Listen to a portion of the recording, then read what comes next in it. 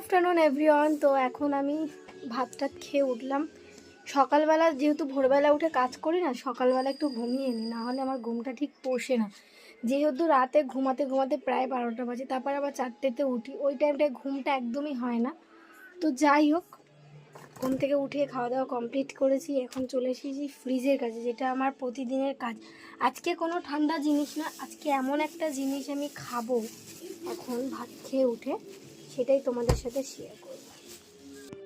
মাসি বাড়ি থেকে মামা প্রচুর পরিমাণে এগুলো দিয়ে গেছে। মাসিদের গাছে অত হয়েছে, মাসিরা কেউ খায় না, পাখিতে খেয়ে নিচ্ছে, এটা ওটা নিয়ে চলে যাচ্ছে। তো এই যে এটা হলো ডেভো ফল। তোমরা কারা কারা চেনো অবশ্যই জানিও। আমার তো খুবই ভালো লাগে, এটা খুব মিষ্টি।